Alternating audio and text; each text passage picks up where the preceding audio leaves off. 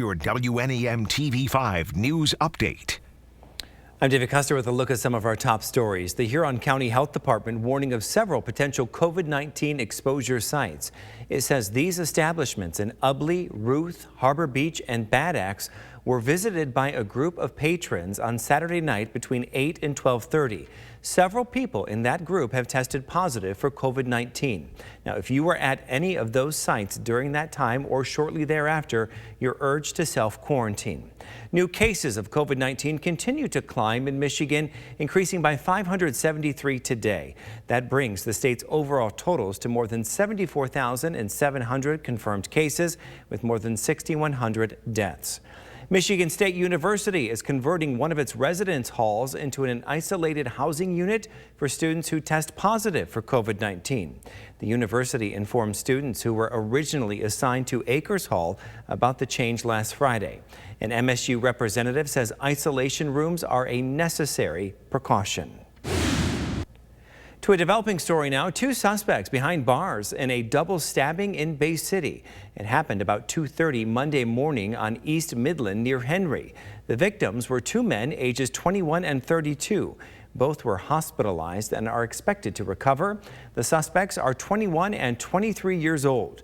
No word on what led up to the crime. An investigation is underway to find out who's responsible for driving on soccer fields in Grand Blanc, leaving them extensively damaged. Black and white surveillance video shows a light-colored pickup at Bicentennial Park around 9:45 Sunday night.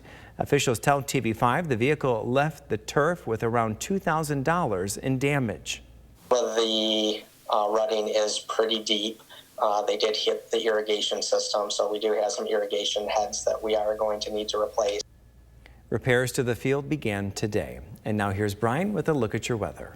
All right, thanks very much, David. As we move into the overnight period, after that window of sunshine we got on Tuesday afternoon, clouds streaming back in. And then as we move into the overnight period, not only will the clouds continue to thicken up, but eventually a few hit or miss showers and even rumble of thunder will work their way through. This in association with an area of low pressure and a cold front that'll still be tracking into the region as we head into tomorrow morning. Some folks, especially along M55, you'll be at the highest risk of seeing some heavier downpours to start your Wednesday morning. Then some more hit or miss storms bubble up in the daytime heating around midday and 1 p.m. tomorrow, before then fizzling out as we head into tomorrow evening and then drying out for good as we head into our Wednesday night.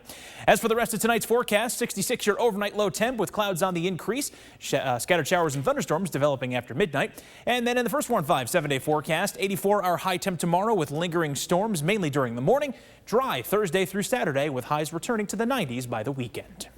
Remember to tune into WNEM TV5 on air and online 24/7 for the latest news, weather, and information.